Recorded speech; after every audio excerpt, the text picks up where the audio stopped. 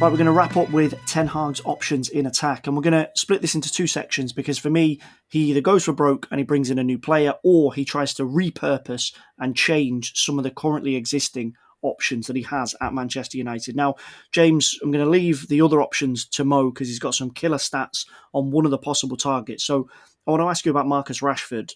He's been massively under the microscope so far this season in terms of his form, the fact that he's dropped off, and we're not seeing the Marcus Rashford that he's buried in there somewhere. He's a fantastic player. He's a fantastic human being. But the brilliant goal scorer, the ball carrier, the electrifying player that he is, we haven't seen this season. Out wide on the left is when we have seen his best numbers as a Manchester United player. But the assumption is that that is now Jadon Sancho's role because he is a specialist at that. Marcus Rashford wants to play through the middle. He's made that point very clear in the past. Is it now make or break for him? Depending on what happens with Cristiano Ronaldo, we know that Edinson Cavani is going to be moving on this summer. If Erik Ten Hag brings him into the middle, are the building blocks there for Marcus Rashford to become the player that United fans do want him to become in the next 12 months? I think it's a generous assessment to say we've not seen the best of him over the past year. This dates back a lot longer than this season. And I think that is the concern for Rashford. I'm thinking 2 years, maybe even longer.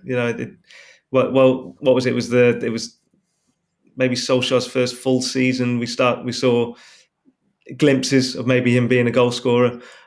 He's just not come on, and that's a big problem. Now, a lot of that was playing through injury for a long time, and I know that just sounds like an excuse, but if you're actually playing through pain for a long time, that will obviously have a huge impact on your development. But he has not developed, and that is a real shame, because I thought when he came through, I thought he was going to be an absolute top class talent, and we're not seeing. He's not holding down a regular place at the moment. There are no surprises if he's not in the team, because he just doesn't really warrant it. Now he's not been helped by the coaching he's been given. I think that's fair to say. He's not been helped by the fact he hasn't nailed down a position either. These are definitely factors. So maybe if Ten Hag says, "Look, I can see what a brilliant player you are," then you're obviously a great centre forward. You're going to be my centre forward. I'd like to see that. I'd like to see someone get a hold of him and say, "Look, let's get you back to what you were," because he was right the way coming through from a kid at United. They thought that he was someone special, and he looked like it when he came through.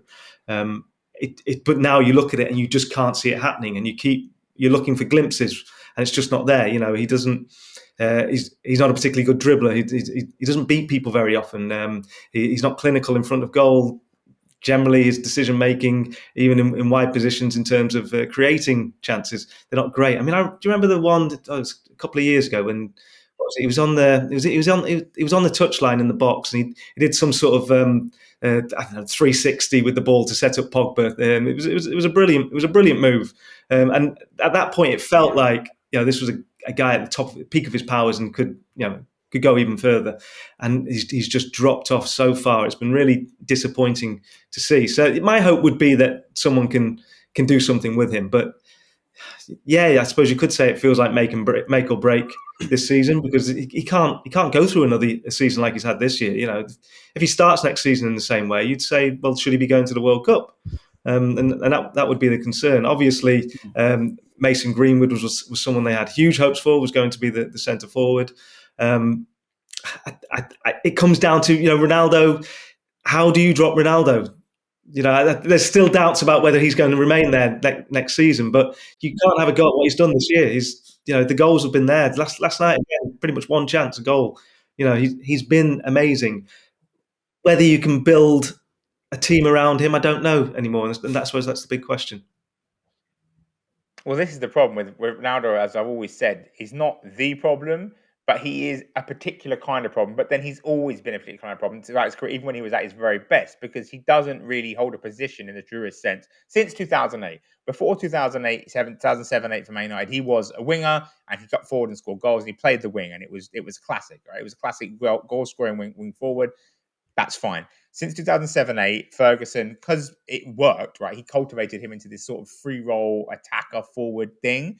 And he doesn't really play on the wing, doesn't really play up front, and doesn't really work tactically without a forward, a number 9, who can sacrifice themselves for him. So it was Rooney at first, then it was Benzema who went to Real Madrid, and then at Juventus it was Morata. United only have one player like that, and he's 34 years old and has barely played this season. Edison Cavani. The player that can unlock United, Cristiano Old Trafford, truly unlock him. He scored goals, but essentially he's a problem tactically because you can't counterattack with him because he's 34, 37. You can't run. You can't press with him because he can't press. The only way you can play with him is you can only play the kind of football that Real Madrid have played, that Juventus play, just sort of this middle of the road, possession-y, counter-attacky kind of football, but it relies on his individual brilliance. But he can provide the brilliance, as we've seen. 17 goals in the Premier League this season, only Salah has more. But to do that consistently, you need a number 9 to unlock him, and United don't have that. So that's the issue they're facing. And I don't think Ten Hag is likely to play the kind of football that would unlock Ronaldo. So it's a problem they're going to have to deal with because he's obviously not a Ten Hag kind of striker, but he is a potent goal scorer. As Roy Keane was saying after the Chelsea game, he's going to want to play every game, and you can't drop him because he scores goals. But what you want to do is you can't replace that kind of goal scoring, so you just build the team around him to score goals in his absence, right? This is the thing. So Sancho on the left, okay, fine. You need a right winger. Ideally, you can maybe get rid of Rashford there. If this is the thing, Rashford's movement off the ball is still pretty decent. His use of the ball is so terrible. I agree with James. I think he's really struggled the last 2 years. It was injury in 2011, playing with a back injury, an ankle injury, a hand injury, I think, as well. He had so many problems playing through them all, and it really affected his form. And then this year, it seems to have been a confidence thing. I don't know why. Physically, he looks in good shape, but it just appears to have lost all confidence. So I think Ten Hag can fix him. I think there's definitely a great player still in there. And I think if you could put him on the right wing and have him run off the ball a lot more and find him with more passes and stuff, I think he could be effective. As a number 9, I don't know because I don't know if he's good enough at holding the ball up there. I mean, Cristiano, again, against Chelsea, he's not really great at it, but he did a decent job of holding the ball up and linking play. So there's elements of that. But Cristiano also is 37 years old. He can't play every week. He can barely play every week, let alone every 3 days. So you have to have another striker, another number 9, even if you keep him and use him as a rotational option because he is still very potent. He can't start, right? Not every week. He can't do it. Physically, he can't do it. So you need a number 9. Now, for me, there's 2 options here. One is Tammy Abraham. I like Tammy Abraham a lot. He's done really well at Rome. He's got 15 goals this season. He's a good striker. He's a good goal scorer. He's a high volume goal scorer. So he's scored 11 big chances this season. He's missed 18 big chances this season. So you need to provide him chances. He's a classic number 9, big, fast, intelligent movement, good finishing technique. He's good.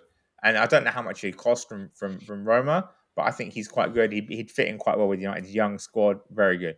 But for me, the star guy has to be Darwin Nunez, the Benfica striker, Uruguayan, big, strong. He's like a young Cavani, but he's bigger.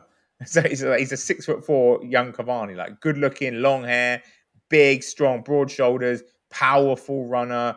Not the best control and technique, sure, but he's the kind of striker who.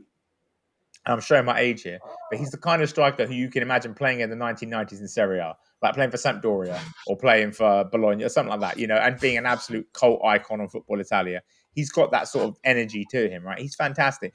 He's scored more goals, and get this, he's scored more goals per 90 across the Big 6 leagues, which is the Big 5 leagues plus Portugal, than anyone.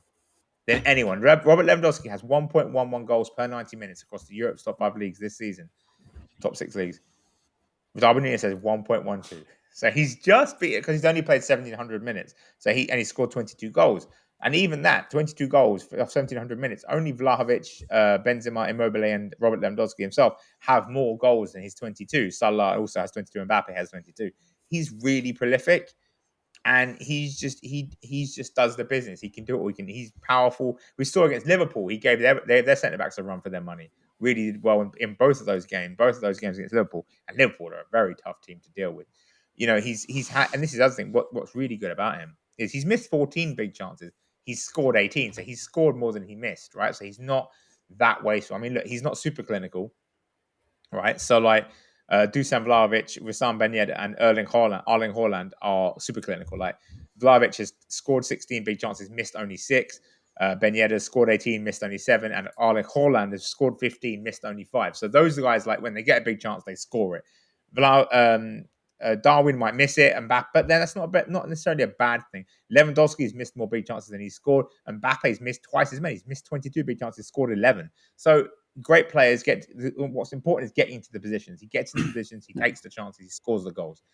If you get Darwin Nunez up front, you have Darwin Nunez, Jadon Sancho, and then you could get rid of Marcus Rashford on the right, and you keep Cristiano Ronaldo around. You bring him on for other games. And the thing as well is with Darwin being such a presence and of course, you could maybe bring Ronaldo on as a right winger. He wouldn't play right wing, of course, but you could bring him on as a right winger for Marcus Rashford, or have him start there in some games and just give him that attacking free role to play off of Darwin Nunez, who isn't quite as elegant, as intelligent as Benzema, Rooney, and so on. But he's such a big physical presence and such a magnet for defenders that he would just draw attention away from Ronaldo, who could then just ghost into positions like he enjoys to do and score goals. And we know his shooting technique is still fantastic. So even if Ronaldo stays, you can fix the Ronaldo problem, as it were, by signing an elite striker like Darwin Nunez to take pressure off him. Because right now, Ronaldo is the number 9. It doesn't work. It didn't work when he was at his very peak. This is the thing. Even at his very peak, when he was scoring 50, 60 goals a season, he didn't play as the number 9 because he doesn't do that. He needs to be able to run into the box and get into position with a number 9 dragging opponents out of position, which was Benzema at the time, Rooney at United, Morata at Juventus. There is no one that does that at United. It's a miracle that he scored 70 goals, but it also explains why United have been so rubbish. Even the fact that he scored these goals, because the negatives he brings are not cancelled out, and he hasn't scored enough goals to cancel out the negatives because there's not a number 9 to help him do that, to get him into the right position, to take defenders away from him. He's getting pressured too much when he's on the ball. He's getting marked too closely when he's in the box because they know, there's no one else to worry about. Let's just mark this guy. Let's mark number 7, and then we can stop United. So he has been a problem, but I don't necessarily think it's necessarily his fault. Like, it's United for not recruiting properly around him. Like, if you're going to sign him, and they signed him on a whim, let's be honest. If you're going to sign Ronaldo, you have to make sure your squad can properly help him, right? And okay, maybe they thought Cavani was going to do it, but they should have signed someone in January. They should have gone and found a number 9 in January, a selfless, hardworking number 9. Hwang Hee-chan at Wolves he was at Leipzig. He's a fantastic shout. I love Hwang Hee-chan. They could have signed someone like that profile, just someone that's going to work, take pressure off Ronaldo, and then let him do his thing. They didn't even do that because they're just not very well run. But let's hope that Ten Hag steering the ship, Ten Hag at the wheel, shall we say? They can don't say get that. back to being essential. Don't say that. Ten Hag at the GPS. Ten Hag at the sat nav. Let's say that. With Ten Hag leading the way, United can get back to being a sensibly run football club who makes sensible purchases. So, sensible goalkeeping purchase to challenge De Gea, to push him to be better. Yeah. A right back that can start, a defensive midfielder that can start, that can pass the ball forward to get it to midfielders in good positions. Declan Rice, just sign Declan Rice, for God's sake, please. He's perfect. And then up front, a striker that can take pressure off Ronaldo, that can score goals themselves, and that can allow you to have pace and power in your attack, and then also still bring Ronaldo on to be his goal-scoring self, with defenders otherwise occupied by a big number 9. Just make intelligent signings, and it can be back. It can be. It doesn't have to take forever. It can be done very quickly, but you have to make the right signs. You have to make the right moves in recruitment. I would have my doubts about Abraham, I have to say. I think you just can't judge a striker in Italy these days. Yeah, I think Lukaku's been a classic example of that. Abraham's gone over there and he's banging them in. I think Italian football perhaps suits a different type of striker than works in the Premier League. Okay, before we wrap up, 30 seconds each, and I mean 30 seconds, or there'll be smacked wrists and no more talk of anybody at any wheels. James, as you're the guest, out of politeness, we're going to let you go first. If Manchester United only make one signing this summer, who should it be? I've got to say Declan Rice now, haven't I? Declan Rice. You can change. You can have a last-minute change of heart. You going for Declan Rice? Because I don't think they'll be able to get Jude Bellingham, so Declan Rice. Declan Rice. Okay, I've got a feeling that might have pinched your selection, Mo, but go on, give us one quickly. Who would you go for if you could only bring in one player to Old Trafford? Ibrahim Sang. They need a number 6. Okay. Ibrahim Sangare. They can muddy through with McTominay at 8. They need a number 6. They need Ibrahim Sangare or Aurelien Tchouameni. One of those two. Basically. Okay, fair enough. Right, we're going to wrap it up for today's edition of the Squawka Talker podcast. Erik, if you're listening, hopefully we've been of some help, but chances are probably not. Mo, James, thanks so much for your time today. As always, here with the Squawka Talker podcast, we are here every week with a big talking point from Premier League and or European football. So if you hit subscribe, you can get access to each week's brand new episode. So give it a click and away you go. Thanks for listening, and we'll speak to you again very soon.